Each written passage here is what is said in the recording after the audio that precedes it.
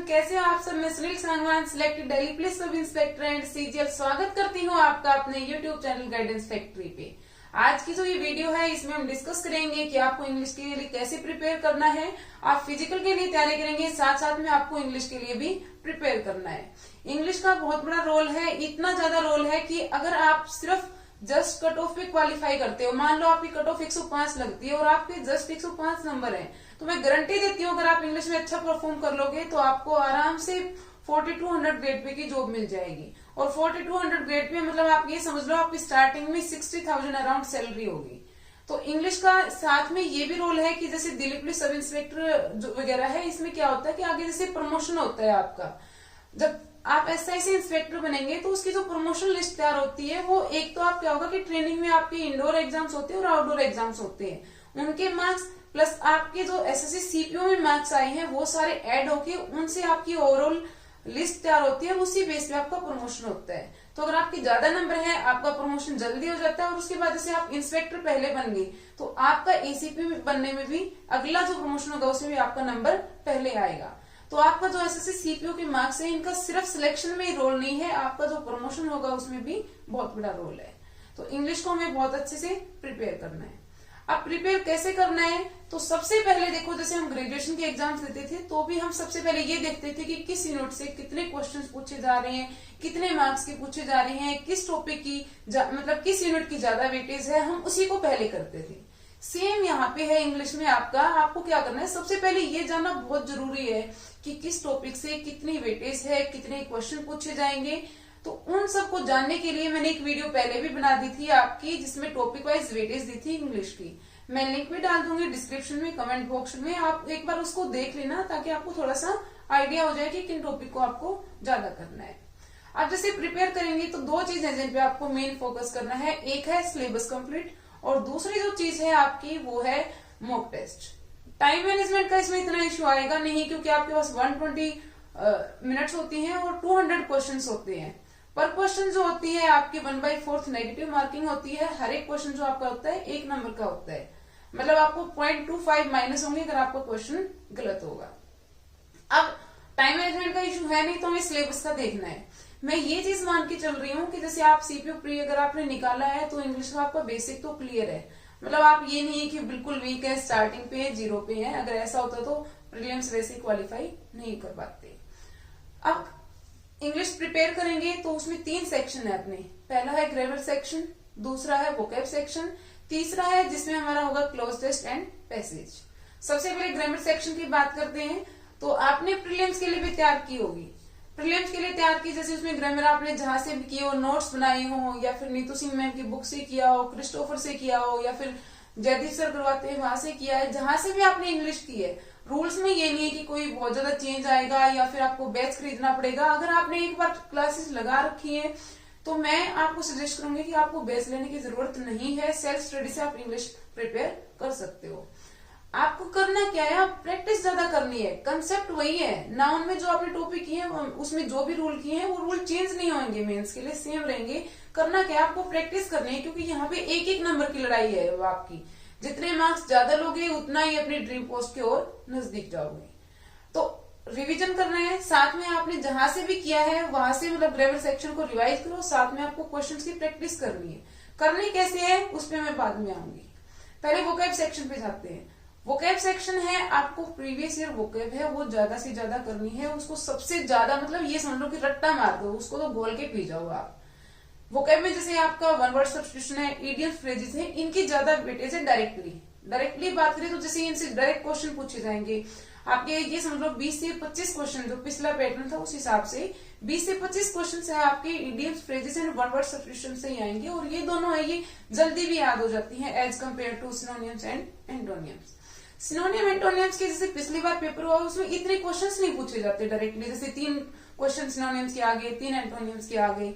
पर क्या होता है उनका इनडायरेक्टली रोल बहुत है। आप क्लोज टेस्ट सोल्व करोगे, पैसेज सोल्व करोगे, तो अगर आपको जैसे कोई वर्ड आ गया आपको उसका मीनिंग नहीं आता तो आप कैसे सोल्व करोगे, पैसेज आपको समझ ही नहीं आएगा। तो इनडायरेक्टली जो वोकैब में सिनोनियम्स और एंटोनियम्स है उनका बहुत रोल है।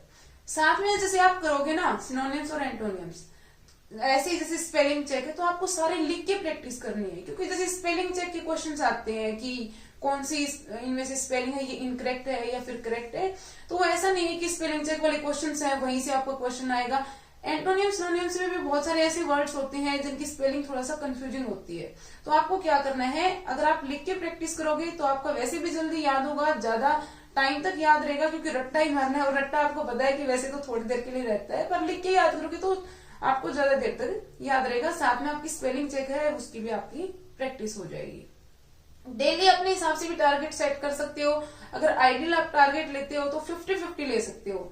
50 वन वर्ड सब्स्टिट्यूशन कर लो, 50 इडियम्स फ्रेजेस कर लो डेली, ऐसे ही 50 आप एंटोनियम्स कर लो, 50 सिनोनियम्स कर लो।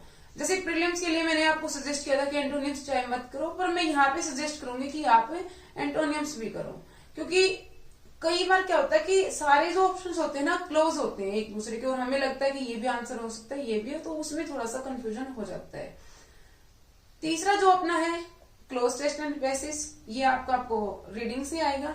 रीडिंग क्या करना है, जैसे कि हिंदू न्यूज़पेपर पढ़ना है, हिंदू तो ऐसा कुछ नहीं है कि आपको हिंदू पढ़ना है। मैं जैसे वर्किंग थी, मेरे साथ 9 से 5 जॉब होती थी, तो मेरे पास इतना टाइम नहीं होता था, तो मैंने न्यूज़पेपर भी नहीं पढ़ा। और साथ में ना ही जैसे मान लो मैंने कि कोई स्पेशल ये की ग्रामर की तैयारी की हो, मैंने नीतू सिंह मैम से पहले कर रखा था, तो मैंने उसी को रिवाइज किया था।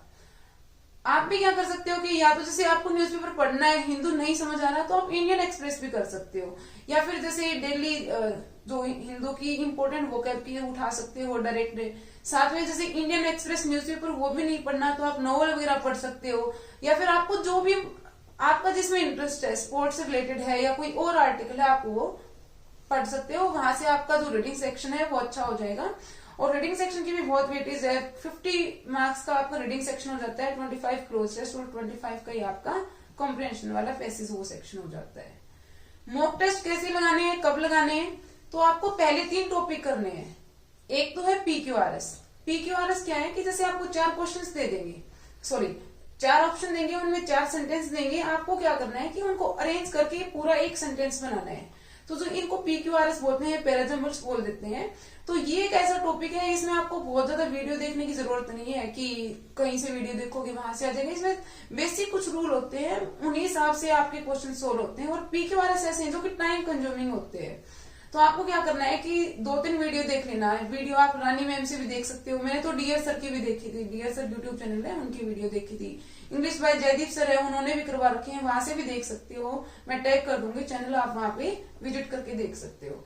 2-3 वीडियो देखो, उसके बाद PQRS की बहुत ज्यादा प्रैक्टिस करो। जितनी ज्यादा प्रैक्टिस करोगे, जैसे क्रिस्टोफर सर है, उनकी भी बुक आती है PQRS की, नीतू सिंह मैम की भी आती है, तो उसके लिए तो मैं सजेस्ट करूंगी आप स्पेशल बुक भी ले सकते हो।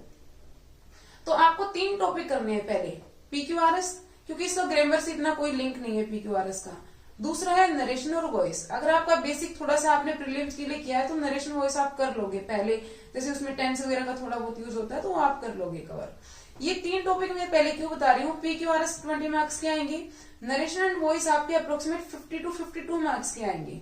तो ये 3 टॉपिक आपके 70+ मार्क्स हो जाएंगे। और अगर ये 3 टॉपिक आपने कर लिए, उसके बाद आप मॉक टेस्ट लगा रहे हो तो आपका स्कोर बूस्ट होगा, तो आपको थोड़ा सा मोटिवेशन होगा कि इतने मार्क्स मेरे पहले बन रहे हैं। तो ये 3 टॉपिक करो, उसके बाद आपको मॉक टेस्ट स्टार्ट करने हैं। मॉक टेस्ट लगाना है, साथ में एनालिसिस करनी है। जैसे आप एनालिसिस करोगे तो आपको टेक्स्ट बुक से लगा लो, प्रीवियस ईयर लगाओ, सबसे पहले जितने भी हो सकते हैं प्रीवियस ईयर लगाओ। उसके बाद इंग्लिश के तो इतने ज्यादा आपको मिलेंगे नहीं प्रीवियस ईयर स्पेशल, जैसे 200 क्वेश्चंस वाले, तो आप छोटे भी टेस्ट लगा सकते हो। साथ में जैसे अलग से जो टेस्ट बनाए हुए होते हैं आप उनकी भी प्रैक्टिस कर सकते हो। हर एक को आपको जो भी है, जैसे मान लो आपका वोकैब गलत हो गया तो नीचे उसमें एक्सप्लेनेशन में 2-3 वोकैब और दी हुई होती है, तो आप क्या करना है, आपको उनको भी याद करना है। ऐसे करोगे तो अभी आपके पास ये समझ लो कि इंग्लिश के पेपर के लिए 3 महीने तो है ही, तो आपकी इंग्लिश है वो बहुत अच्छे से प्रिपेयर हो जाए। आई होप ये वीडियो आपके लिए हेल्पफुल रही होगी। और अगर आपको ये वीडियो अच्छी लगी हो तो वीडियो को लाइक कर देना, शेयर कर देना अपने दोस्तों के साथ, साथ में चैनल को सब्सक्राइब कर देना। Thank you so much. आपका दिन शुभ हो।